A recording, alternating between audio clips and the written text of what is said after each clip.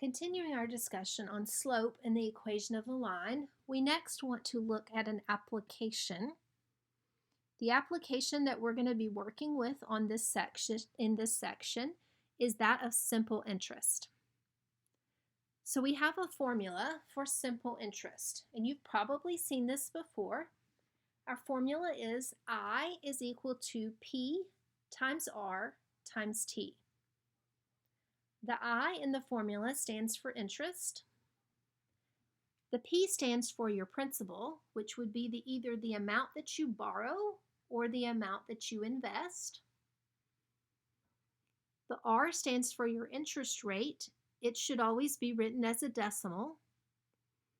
And the T stands for time in years. So we're first going to work on just finding different values for this particular formula.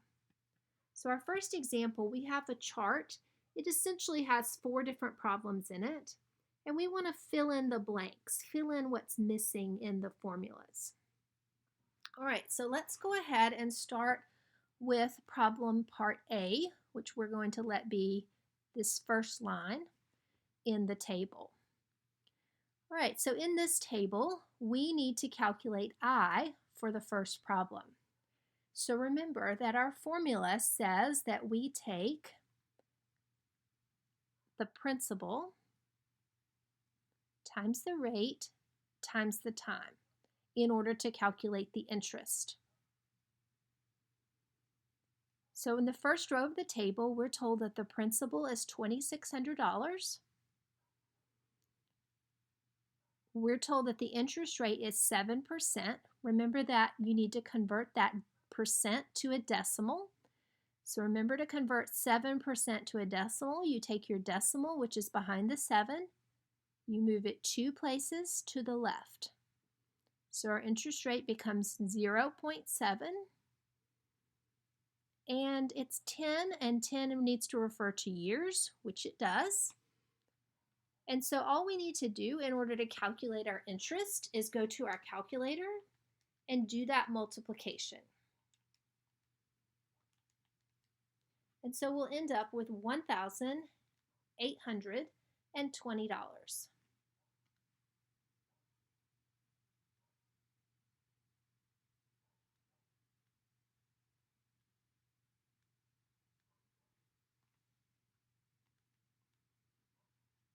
All right, so let's move on to part B in our table.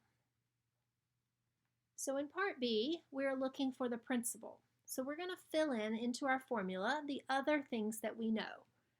So I know that the interest is $11.55, so that's going to go on the left-hand side. I'm trying to find the P, so I'm going to leave the P into the formula. The interest rate is 1.25, so when we convert that to a decimal, we're going to write it in as 0.0125. Remember, move your decimal place 2 places to the left. And then my time value will be 7 years.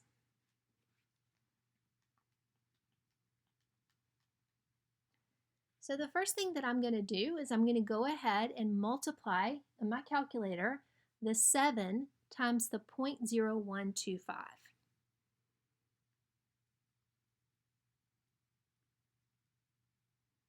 So when I do that, I get 0.0875.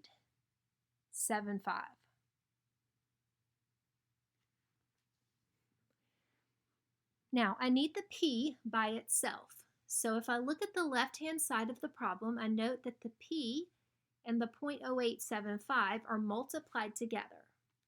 So to undo multiplication, I need to divide. So I'm going to divide both sides of the problem by this 0.0875.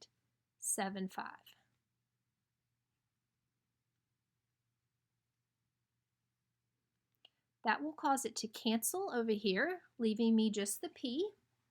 And on the left side, I can put that in my calculator, and I get 13,200.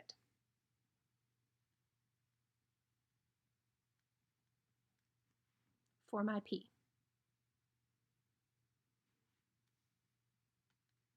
All right, so let's move on and look at part C.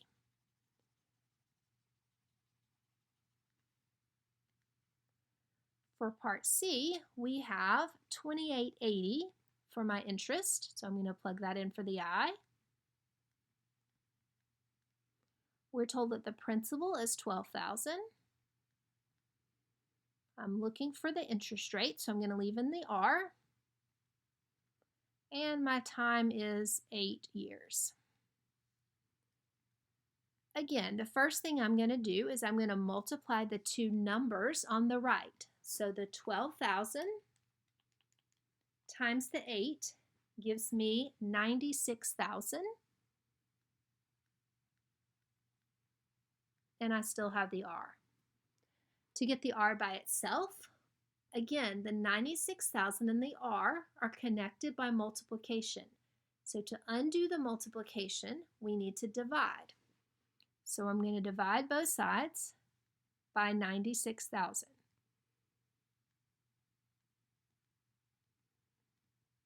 It's going to cancel on the right. And when I do the calculation in my calculator, I get 0.03. Remember that you want to go back to a percent as you put it in the table.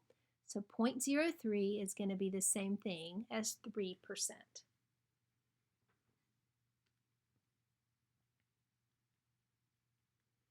All right, so part D, look at our last one.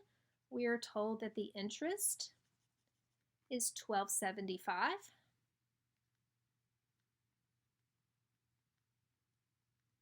The principal is $42.50. The interest rate is 5%. 5% as a decimal would be 0.05. And we're trying to find the time. So again, same steps. We're going to take the two number values on the right-hand side and multiply them together. So use your calculator. 4250 times 0.05 gives me 212.5, and then we have the t. We want to get rid of the 212.5, so we're going to divide both sides by that value.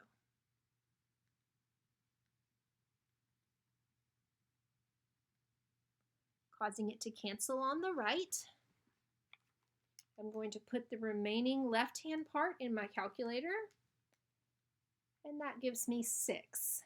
And so that's going to be the time, 6 years. So the purpose of this problem is so that you will be able to solve for any of the 4 variables in your simple interest formula. Now I want to look at one more example with you. And this example has the term future value in it. So the problem says find the future value if you invest $6,000 in an account paying 8% for 25 years. Now, future value is exactly what it sounds like. It's the value of your account in the future. So for this particular problem, we're talking about the account value after the 25 years. So let's go ahead and do what we have been doing in the previous chart. Let's calculate our interest formula. So I'm going to go ahead and write that formula down. And let's plug in what we know. The $6,000 is what we're going to invest. So that's going to go in for the principal. Remember, your principal is either your amount invested or your amount borrowed. Your interest rate will be 8%, written as a decimal, so we'll do 0.08. And then our time will be 25 years.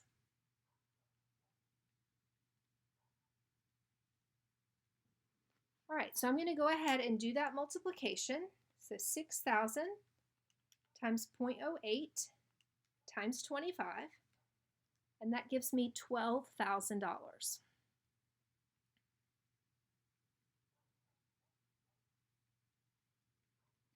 Now, you want to be careful here because if the problem had asked you to find the interest, the answer would be $12,000.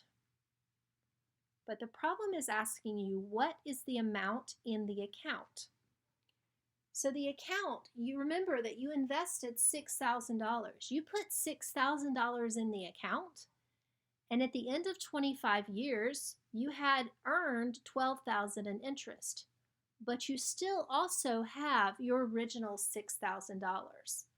So if I want to know the account balance, I need to take my original investment of $6,000 and add the interest that I earned,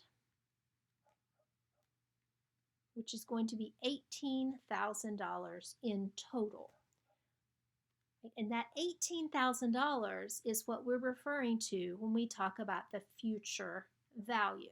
So you want to be careful on these problems because you want to note whether they are asking you to calculate interest or whether they are asking you to calculate future value. And if they're asking for future value, you always need to add back to the amount that you started with.